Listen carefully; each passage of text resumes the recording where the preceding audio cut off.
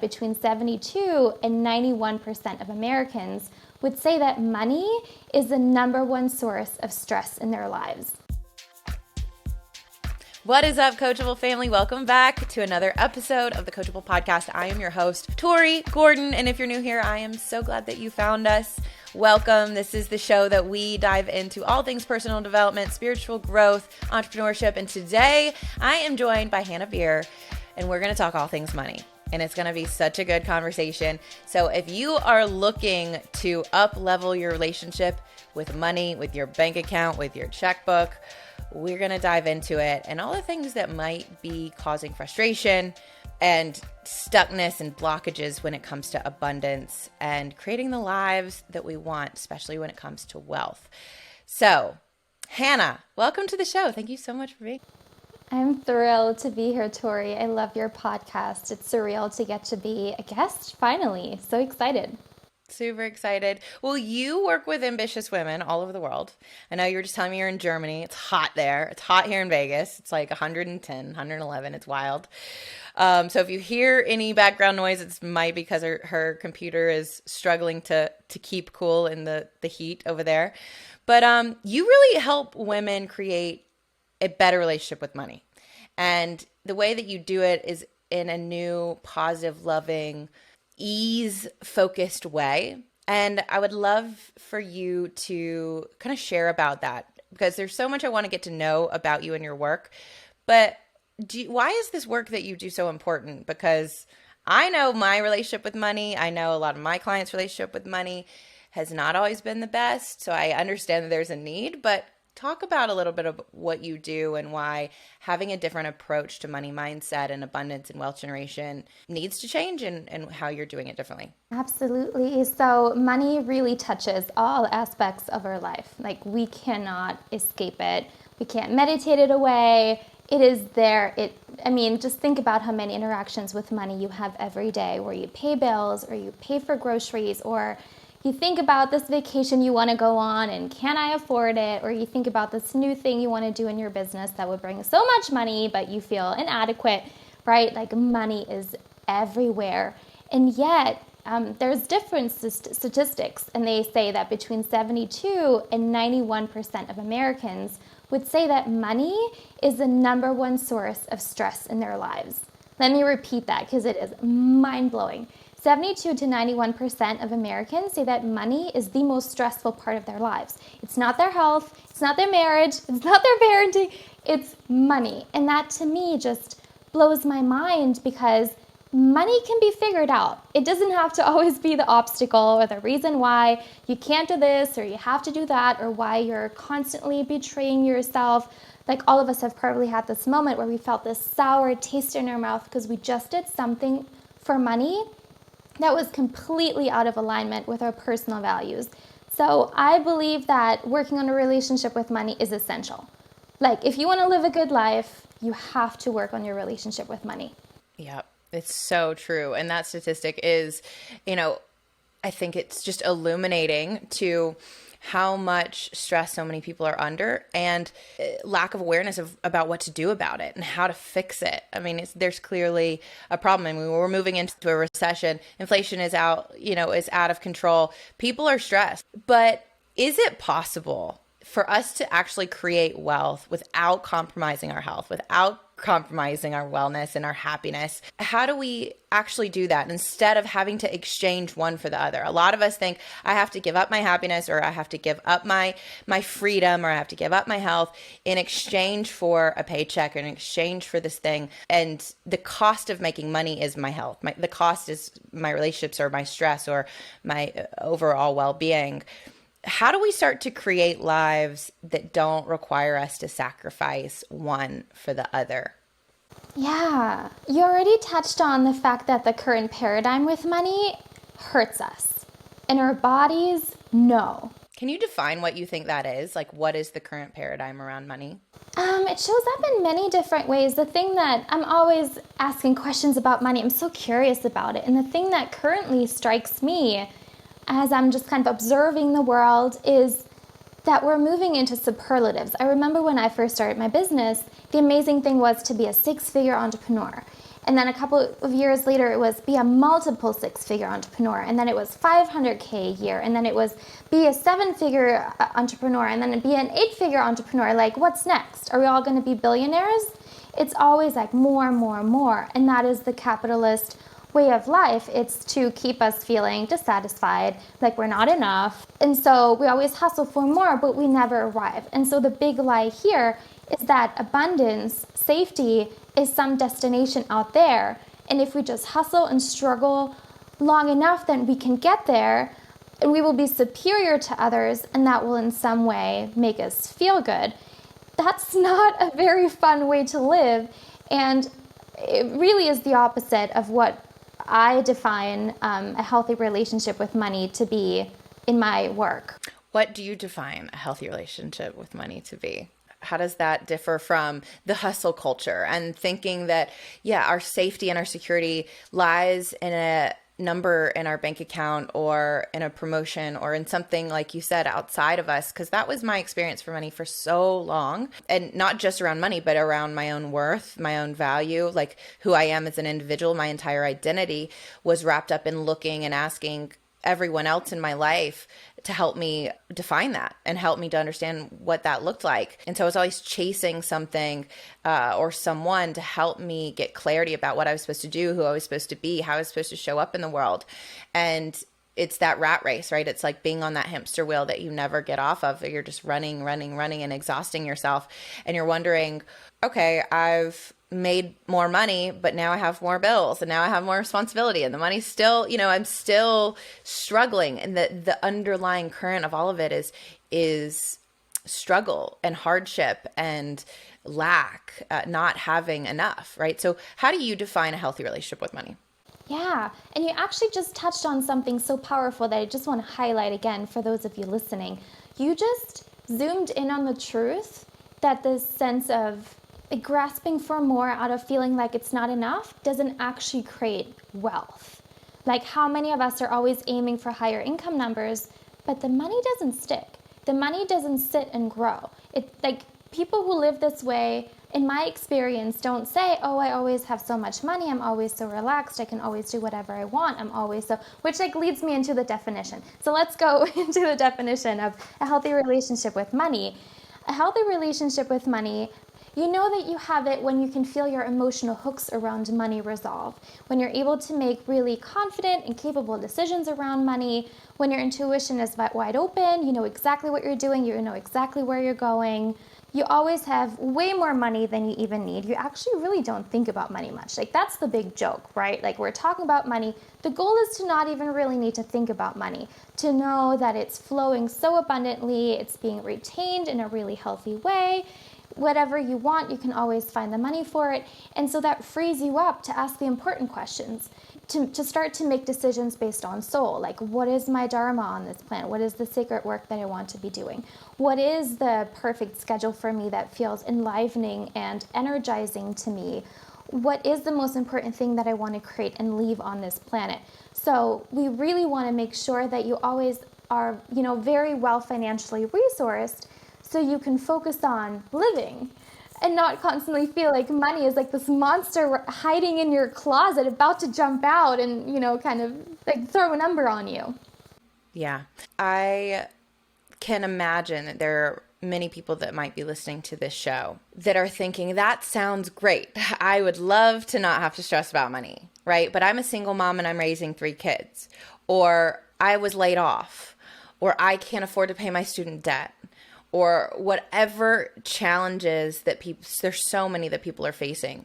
I'm a part of a minority. I'm a woman. I'm, not given the same opportunities. All of the stories that many of are rooted in reality and truth and fact, and this is somebody's lived experience. And I don't want to, I think sometimes conversations around money, I don't want to discredit or devalue someone's experience at all. So how do we start, if someone's listening from that perspective and hearing like, yeah, that would be great, but my experience and my reality and the evidence that I have in my life is that there is not enough, like that I am struggling. Things are hard, right? I don't have the luxury of being able to not think about money. How do we move out of a point of stress into one of ease where we can detach from our stories and our need to control everything when it comes to money. Like, what does that step look like for someone who's in that space and is like looking at money and is like, man, this is hard and I don't even know. And it's not, I'm not making money or not having the abundance I want because I'm not working hard. Because that's one of the stories that's out there, right? It's like, work hard and you'll have a lot of money. But there are a lot of people that are working hard and they still don't have a lot of money, right? So how do we start to shift that perspective and start to release our grip? Yeah, we really live in a money paradigm, in a money system that thrives off of power over dynamics. So some people have most of the power, the rest of the people are being trained and bred to think that they have less power, to the point where it really actually becomes our reality. And it is really difficult to break out of it. So I love that you're extending compassion to everyone, because it's difficult to be in this money system. Well, and it might be something that they've seen their whole lives. But this might have been something that's carried over generation after generation. You know, my background's in social work, and we saw about generational poverty and like how that gets carried on. So it might be all that they know, right? So I just wanted to like add that because I know you speak about our family of origin a lot and where our money stories come from. So I'm hoping you can infuse that into your answer too, and where that ties in and how that plays a role. Absolutely. This really touches very close to home. My family, I'm the daughter of an American dad, and my mom is German. And my dad's side are from the area around Pittsburgh, Pennsylvania. And they grew up incredibly poor, like trailer park poor, constantly in debt poor, barely making ends meet poor. Never traveling ever. Like, who would think about anything like this? Like, nobody went to college. Like, how could you even dream of doing anything like this? And then on my mom's side, my grandparents were refugees during World War II, lost everything, arrived in Germany, and needed to rebuild a life. So from early on, I always felt this like sense of deep unsafety around money, like it could be taken away at any point. Like, my set point was nothing, and constant like hypervigilance, like money is not to be trusted. And like my capacity, so money is an expression of love, and my capacity for having love in the form of money was very small. It was almost like, like my shoulders were hunched over. I was like really contracted, like I was not comfortable with that. And so it was almost like I had blinders on. I wasn't seeing money making opportunities. I didn't feel worthy of thinking about, what like career could I do that would pay me really well. Like, I didn't even think about anything like this. It was just survival. And so even though I wasn't a refugee during World War II, like this feeling was so deeply wired into my body that it really shaped how I saw the world. And so one of the things that I discovered, I've worked with, I think, over 1,000 or 2,000 women from across the world, even on money, and from all different cultures, all different religions, all different backgrounds. And what I found is that when it comes to money, our family matters. It matters. It matters. Because money touches the most essential aspects of life. When you were little, your parents were supposed to provide for you by giving you love and shelter and food and snuggles, and to take you out to the playground, and like all of your needs ideally would have been met through your parents. Now that you're an adult, you're supposed to use money to meet your needs. So if you come from a family where having your needs met is completely unheard of, it's insane to expect you to know how to do that with money now. But we still think we should, and then we go out into the world and we're like, oh my God, I'm always broke, or money is really difficult, or I feel so much shame. Some of my clients come from wealth and they feel so much shame around money because they know how the money was created and it was in quite dubious ways. And that's a really difficult thing as well. Well, you mentioned several things here about all this money stories that we pick up on from our parents, pick up consciously and subconsciously, whether it's our parents say something like, we can't afford that. No, we can't go there. No, sorry. We don't have the money for Christmas gifts or whatever it is. Like, or subconsciously you just watch your parents fight over money, or, that every time they go to check out, it's their stress and anxiety that comes with it. But to your point also about how that reflects in our adult lives, if we're unable to meet our own needs, there's this recurring theme that like, I don't have what I need. I don't have what I need. I'm not okay. And there's always some level of hum of like anxiety in the background of our lives at all times. It's like, I'm not going to be okay because I'm not taken care of. And that correlates and goes right back to childhood of like, I'm not taken care of in the ways that I need to be taken care of or want to be taken care of. So it almost sounds like it becomes like work for us as adults to learn, how do we take care of ourselves and meet our needs and learn what that looks like in a healthy way now, despite what happened to us in childhood, despite what we were shown, mirrored, etc. It's like looking at and defining, what are those stories and what is my relationship to money? Is it anxiety? Is it stress? Is it not enough? And if that's the case, like, how do I start to open, and how do I start to look for the opportunities instead of being in this sort of victim, life happens to me, I don't have control over this mentality? And because that's it, what it tends to sound like is like this shift that we're all making, regardless of what topic it is, relationships, money, career, health, is a shift from I don't have control,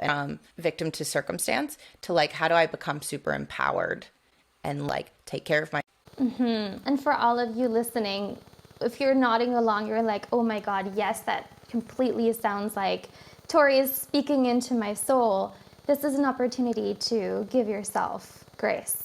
I feel like that's the point that, I have a feeling that you and I are trying to get across. It's not you. It's not that you're not smart enough, that you're not intelligent enough, that you're not working hard enough. It's just that your family have experienced some tough things. You've probably experienced some tough things yourself. You simply haven't figured out how to take care of yourself with the help of money, and you haven't yet experienced what it feels like to have all of your needs met. And that to me is our natural state. Like, everything in our body is constantly guiding us back there. That's why it doesn't feel good when we're feeling depleted in some way. Like, your body has an inbuilt kind of marker. It knows how good life is supposed to feel. It knows how relaxed and happy and safe you're supposed to feel. So your body is kind of signaling pain, pain, pain, discomfort, discomfort when you're not there. But it's really it's not your fault at all. And it is something that you're biologically wired, I believe. I believe that all of us should be living really blissfully happy with our money. And so that is something that you can experience in your life. And it's an amazing feeling to give that to yourself. I would love for you to share about your story and your transformation with money and how that shifted for you and how you got into the work that you do. Because again, I try to put myself in the position of the audience and maybe the listener that's thinking, blissfully happy around money, like, geez, like, come back down to reality, come back down to earth, girl. Like, but you've been there. Like, you just shared with us, like, your origin story, your parents' relationship with money, their upbringing, what you were exposed to as a child. Like, how did you start to shift this personally for yourself?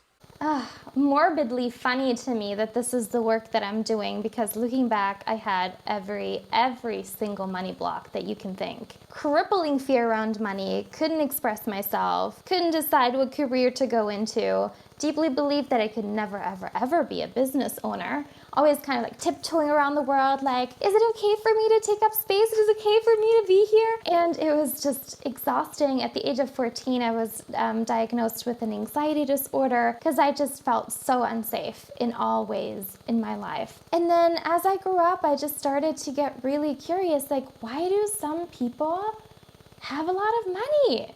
I started to discover these people in real life. I moved to Bali in my early 20s. I didn't even know what Bali was. I have a very strong intuition. My intuition was like, move to Bali. And I was like, don't know what that is? Okay, I'll just go. There was no Instagram at the time. So I was like, I guess we'll go. And especially in Bali, I started to see these people who always seemed to have money for everything that they wanted. Like, they made trips whenever they wanted. They went to the nicest restaurants. They were like building houses around the world. And it really proved to me that a different way of being with it really does exist, but I was still light years away from shifting my money story for myself. And then I started to dive into all the affirmations, all of the mindset work, all of it, and none of it really helped, I have to be honest. And then I was on this call of one of my masterminds, and this woman comes on and she says she's a family constellation therapist. And my mind went into a pretzel, like, what is that even? Like, family constellation, what? I never even heard of that. And then she talked about how essential our families are in our relationship with money. It was like something had been hiding in plain sight, and just my eyes flew open and I started to see clearly for the first time.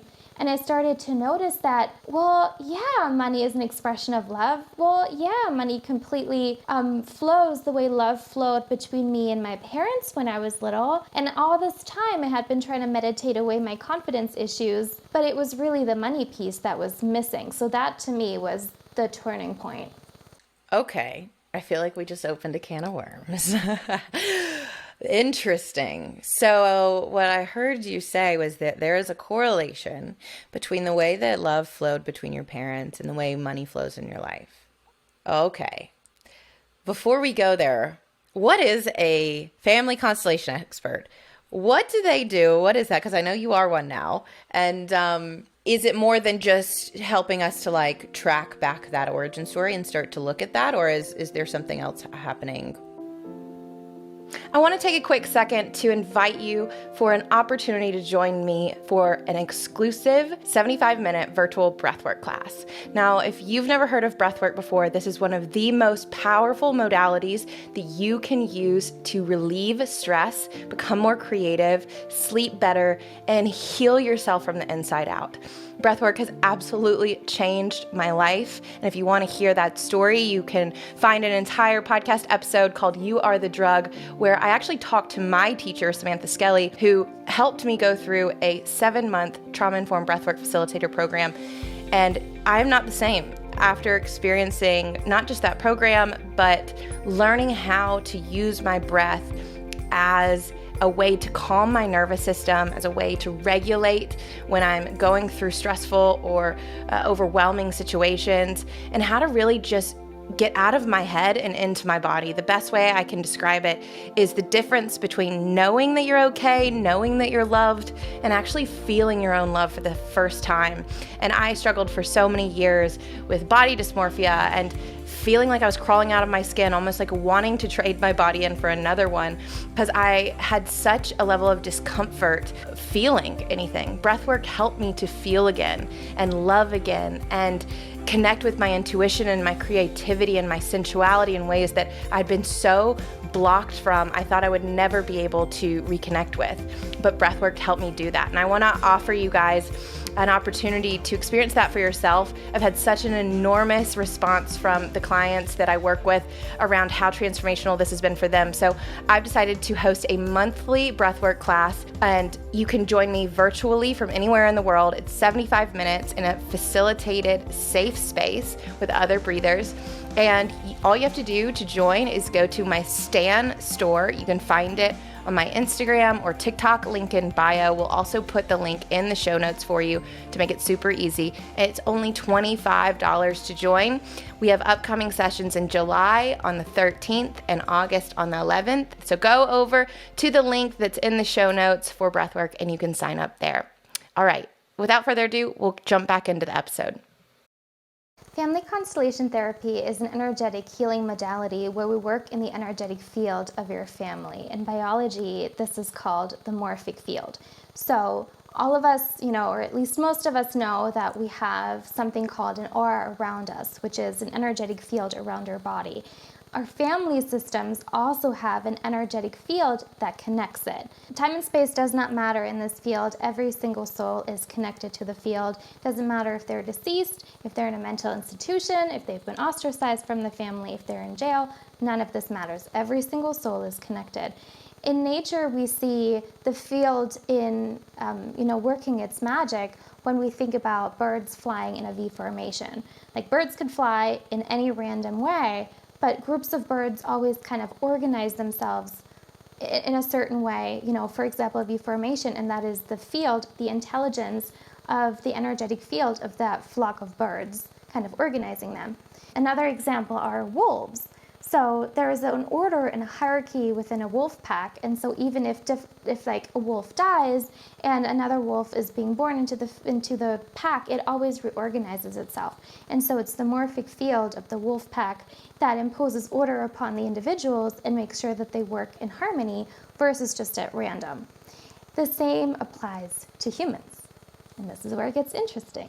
So one example of what we might do we call it a constellation. So it's when we set up the different family members in the field. Like this language will make no sense to you if you've never experienced it. But I can give you an example. So all of us know that the ideal hierarchy of the family would be mom is in the role of mom, dad is in the role of dad, oldest sister is in the role of older sister, youngest brother is in the role of youngest brother, grandparents are grandparents, cousins are cousins, and so forth. But because of the difficulties that we experience in life, often our hierarchies are quite jumbled. It could be that mom has not been feeling so strong within herself, and so youngest sibling steps in and starts to parent mom. Or it could be that grandma died very young in a very tragic way, and all of a sudden there's a gaping hole in the family system. Or it could be that uncle went bankrupt and felt so ashamed about it that he committed suicide, and nobody might even know about it because he had been ostracized 20 years prior. So even if you didn't experience any trauma in your life today, which is unlikely, but even if you were like a unicorn like that, your family members probably have, and all of those experiences are stored in the family system, and they impede the flow of love between family members. Interesting. Does that make sense so far? Yes, it does. It does. I'm tracking with you. And I can see how, so much of this can be happening outside of our conscious awareness that, we're not even privy to. So as you begin to connect the dots, right, and start to kind of create this constellation or family tree or whatever you want to, see it as, how do we begin to repair the gaps or the breaks in the love, or in that, in energetic exchange, which is another way to look at, I look at money as an energetic exchange. I am exchanging this currency for something that you're going to give me in return, and of equal, value. How do we start to repair those blockages or release those blockages, if that's a better way to say it, in our family, like in our field, as it pertains to money? Yeah, so what we touched on earlier is that we want you to have a really big capacity for love, like a gigantic capacity for love. If you think yours is big, 10 times as big. And if you're visualizing a capacity, we want it to be 100 times that big. We want it to be gigantic. We want you to experience the maximum amount of love on this planet, because let's not settle for anything less. Like, I want you to be so happy and fulfilled down here. And so we want this love to show up in your love life, in your friendships, in your creative expression, in your health, in your body, and in your money. And so your capacity to have a lot of love was kind of wired into your body through your family of origin. So if you come from a family of origin where there's many breaks in the bond, where the flow of love between family members is, not flowing optimally, we need to open up the flow of love energetically in your family of origin. It might sound a little magical, but your body really feels it. We often, in the Western societies, we believe that we're kind of individuals, and so I can create my own destiny and I can do all of that. But the real truth is there is an army of family behind you. Like, there are legions and legions of ancestors behind you energetically, and they can be a huge source of life force energy if you allow that in. And so what we do in family constellation therapy is really like repair one thing after the other. And it's many different things, because every single family has a different story. And many of us don't even know our family stories. Some of my clients have been adopted, so we don't even really know what the birth parents, what their story was. But that's what's amazing about the field, is that it always shows us, this is where love isn't flowing. That's where love isn't flowing. And often we get clues We work on the deepest things. We work on incest. We work on death and childbirth. We work on miscarriages. We work on really heartbreaking things. We work on addiction and all of that. And it's an energetic shift that we do. So you can even think of it as like being in meditation and you're visualizing your family of origin, and we start to move things around, and you know that it's working when there's like a click, like a sigh of relief in your body, and you're noticing that your capacity for love is increasing. And this is something that cannot be undone. Like once we're creating this sense of peace in your family system, your biochemistry changes, your body changes.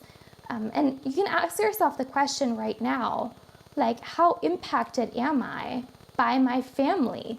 And your body is going to tell you exactly how profound that impact really is. That is so fascinating. And I was just thinking about a conversation I had right before this.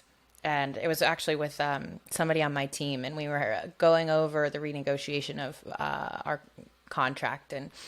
And in my organization, one of the things that I really value and am working to create is a safe environment where people can feel like they can come and get their needs met and ask questions and get clarity and feel empowered to ask for what they need. And so we were having a dialogue around that. And what I witnessed is an expansion on both of our parts of our ability to be self-expressed, to get our needs met, to be clear in a way that would not have been possible prior, like years ago, 2 years ago, for me and for this other person, right? And it's a byproduct of the work that both we had done personally around money, around what does it mean if I'm asking for more? What does it mean about me if, my worth, if, I'm unsatisfied with this and I want to discuss, like, how can this be of mutual benefit, right? Especially around stories around good girls don't talk about money, or if all the ways we've been conditioned to talk about or not talk about money, as well as our own personal actions around money. Okay, well, this person's coming to me. Well, what does that mean about me if they're unhappy or if they're unsatisfied, right? And so I was just noticing that in my own experience today about that increased capacity for abundance, and that, like, almost blessing the money that I give to anybody in my organization, right? That I'm paying them. It's like, this isn't a bill. Like, I'm excited to have this exchange. I'm excited to pay my employees and my contractors, because that comes back to me, right? Because it's an energetic exchange. So if I bless that money, if I bless that person, if I'm like, yes, this is a full yes for me, then I'm going to receive that in their services or whatever it's exchanged for that value. And that has also been a shift for me personally, of just like realizing this is not something I have to do. Oh, I have to go pay this thing now. It's like, no, I'm blessing this. This is a gift. I can get excited about that. And that changes my biochemistry. Like, that has changed a reaction in my body, just as opposed to being like, oh, I'm like so in resistance to this, I don't want to like, no, this is something I'm grateful for. I'm grateful for the fact that I get to pay this person to be on my team, to like continue to help me live out and create this vision, because I'm on this mission in my life, right? And that has helped me a lot. Yeah, I love that. Money becomes really fun when it feels like the deeper foundations are really lovely. When your energy around money is starting to become clearer and clearer, and you're able to see how money really is this flow of love in my life, and that it really is safe, right, and good. And money is a friend, and it's nothing to be afraid of or ashamed about. It is really safe to receive it and to really have the body capacity to allow money in, and to allow it to stay, and to allow it to grow, and to allow it to always be there. So many of us have never had that experience in any relationship. Many of us didn't have that with our parents, where there was this sense of unconditional love. And this is the great opportunity with healing our relationship with money, that we can experience that now. And I love your example of what it feels like for you in your business when money becomes a mutually enriching thing. Okay, Hannah, like I hear you, and I want to give listeners some tactical things that they can do to start to shift their relationship with money, get out of this stressful state, to clear these blockages. Like, what are some things, simple things that people can start to do and take action on that can actually make a real difference when it comes to creating more bliss in their financial lives? So the thing that I'm most excited about is helping people experience what it's like to have a ton of money. Many of us are amazing at spending a lot of money, at receiving a lot of money, and both those things are wonderful. But I think life becomes really, really easy and fun when you just always have a lot of money. And so that's one of the things I'm really excited to help people experience. We already talked about stretching your capacity to have a lot of love, which is, it's kind of like the fertile soil. So if you think about your life as like a beautiful garden, we need to work on the soil.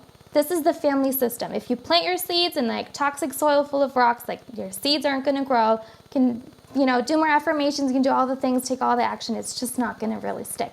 So you cannot bypass your family system. The soil needs to be really lovely. And so as your capacity to have a lot of love in the form of money expands, I'd like for you to start doing that in real life by looking at your abundance set point when it comes to your savings or your net worth. So you can kind of pick a number. So I like to do it with savings because most of us, it's so easy to do. So if your net worth, if your savings set point is say $2,000 and you can't go above that. You might also notice that that's the set point in your family, by the way. That no matter how hard you try, you say, I'm not gonna be like my mom, I'm gonna always have more than 10K in savings. But somehow it just seems like life keeps dragging you back to that set point. So once you know your set point, start to expand it. Say, I'm going to choose to always have 300K in savings, and then you acclimate. The acclimation is the most important part. And I know the internet's going to tell you, but I need to have more. You can always have more. What's important is to learn in your body what it feels like to expand your capacity for love in the form of money, to receive it, to let it sit, to really let the money sit. That's safe, right, and good to have all that money, and then you can expand it even more. You can set, 4,000 as the next goal, and then 5,000, 6,000. I love it when my clients go really slow in the beginning, because then you'll really feel that your set point is shifting. Because we don't want you to fill up your bank account to 10K, and it goes right back down to 2. So expand your savings. Keep in mind, this is me expanding my capacity for love, and then just keep doing it. Expand, acclimate, expand, acclimate, expand, acclimate. And at some point, you'll be amazing at having money, not just receiving it. At that point, I think about our identity around money. And when I speak to identity, I talk a lot about, and Ed Milet talks about this, thinking of it as a thermostat, right? A thermostat sets the temperature of the room. It is the one that is impacting the environment that you're in. However, if you open a window and it's 100 degrees outside, there's hot air that's going to blow in. But the thing is, it's the external environment is not the thing that's setting the temperature of the room. If you were to close that external heat, the temperature is going to fluctuate. And the AC, if it's set at 70, right? And it's 70 in the room, and then you open the window and the 100-degree air comes in, it's going to kick on the AC to keep and regulate the air flow in that room to keep a set point. And so we always will fluctuate in terms of our ability to save money within the set range that we give ourselves. So maybe it's between 68 and 72 degrees. That's why we can, I'll make it 6,000, but then I always end up back at that $2,000 mark. So I make a little bit more and then I lose it because our set point hasn't changed. So it sounds similar with anything. It's we've just got to up level and upset, change our set point so that we're now able to hold and integrate at a higher level than we were, instead of constantly being brought down to that lower, that lower frequency or that lower number. Just in the same way you wouldn't change the temperature in the room. And for me, the easiest way to start to one of the easiest ways to start to shift that is to get around people whose set point is higher than yours.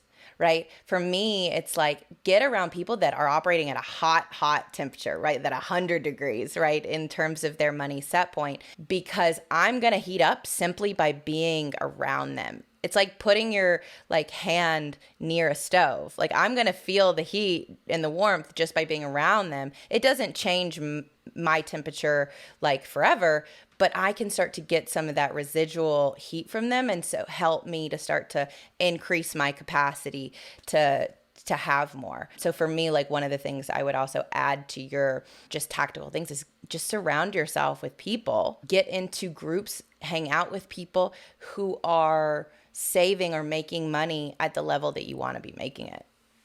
I love that. It makes it so much more real, because so often we sit in our own kind of reality at home and we think what we want is so far out there, but there are people living it and there is a recipe to it. It's just a matter of increasing your self-worth to the point where you will actually allow yourself to have that level of ease and well-being.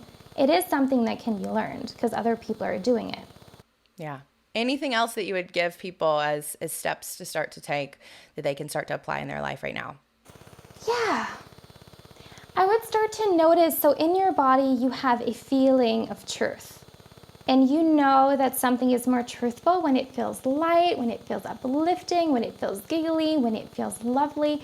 And as you're kind of in the world and you're being surrounded by money messages, business messages, marketing messages, just kind of start to notice what feels heavy and what feels light.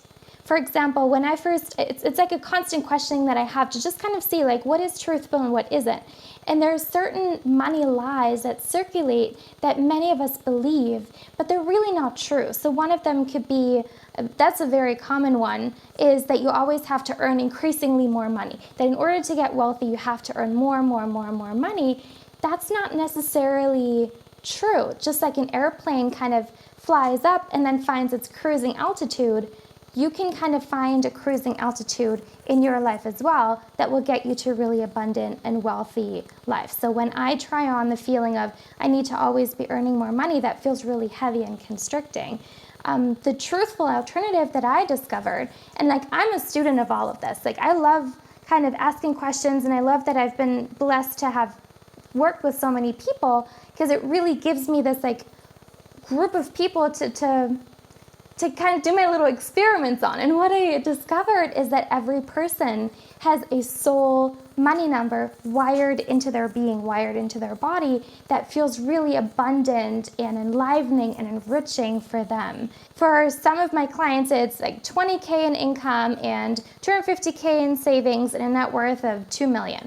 For some of my clients, having 3,000 a month and 17K in savings feels incredibly abundant. Like this is where your body starts to relax. This is when there's a soul click and you're like, wow, this is my cruising altitude. And here's the like cosmic joke. That actually gets you to a really abundant, wealthy life, and you don't constantly have to be in the stress of not enough. So start to feel, so to recap, start to feel into your body, tune into that feeling of truth, and just start to become aware like what feels truthful. And you can even start to try on a couple of numbers and see like, what would be my cruising altitude? What would be my soul money number? And just kind of see what would shift in your life if you allowed yourself to implement those numbers in your life versus the very stressful mindset of it's never enough, I always have to create more. Yeah. I love that. I know you've created some affirmation cards to help people when it comes to their stories around money. Can you tell us a little bit about that and where people can find them? Yeah, so the money bliss philosophy is really unique. I actually didn't want to start this business. I was pregnant with my daughter Grace, and I was like looking around myself and like, how come everybody's still stressed about money? And my mentor was like, well, this might be something that you should look into and that you should create. So the money bliss affirmation cards are the money bliss philosophy in bite-sized pieces that you can download for free on my website, hannabier.com/affirmations. You can print them, you can implement them into your day-to-day, you can read them out loud every day, and it's really going to rewire you at a very deep level to live a beautifully abundant life moving forward.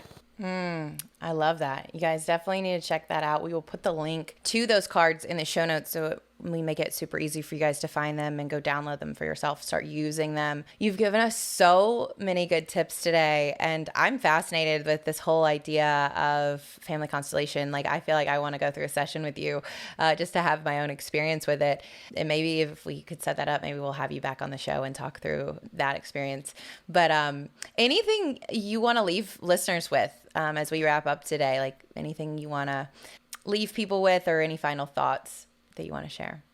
I just want to reiterate that money really can be blissful, and it should be blissful, and that you can live a life where you really don't think about money much because you've got so much of it. And it's really, really lovely to give yourself the gift of experiencing what it feels like to have all of your needs met and to be able to bring all of your dreams to fruition. I believe that this is how we're supposed to live, and it's not a pipe dream. It's something that you can absolutely experience, and your body already knows, how to take the next step in that direction. Yeah. And you're helping people to discover that and to experience that in their lives. And so if you need support, definitely reach out to Hanna and find out more about what she's doing. Hanna, how can people find you online? What's the best place for them to go? Is it your website? Is it social media? Where do you hang out? My website, hannabier.com, HANNABIER.com, is a great place to start. You can download the affirmations cards. You can dive into the content that's on there. And then my favorite social media platform is Instagram, and my handle is Hanna Money Bliss. Hanna, no H at the end. HANNA Money Bliss. Come say hi. Yes, definitely. Definitely go give her a follow. And if you love this episode, we would love to hear from you. Send a screenshot, maybe put it on your Instagram, tag us so we know. And also, if you're not following, the Coachable podcast has its own Instagram page. We'd love for you to go and follow us there. If you do leave a rating and review of the show and you send it to our team at support@torigordon.com, we would be so thrilled to send you a free code, a code to get free access to our Find Your Purpose workshop. This is a $197 value course that we're going to give totally for free for those of you that go over to the podcast and you leave us a rating and a review. All you have to do is send us a screenshot. Let us know you did it. Send it to support@torigordon.com. And if you're on social, definitely follow us there, tag us, let us know what your favorite takeaways are from this episode. We would love to hear from you. And what you're learning as you start to shift your relationship with money and create more bliss in your financial life. I completely hear you, Hanna. I'm all about creating the wealth and abundance and bliss that we all deserve, because we deserve what we desire, and it is our natural state. We've just kind of gotten, some things have gotten in the way. So we're ready to clear the way for more abundance. I know I am. And I just want to thank you for the work that you're doing, for coming up, showing up on the Coachable podcast, helping us all to get a little better. That's what we do here on the Coachable podcast. So till next time, you guys, go be coachable. I love you. See you next week on the Coachable podcast.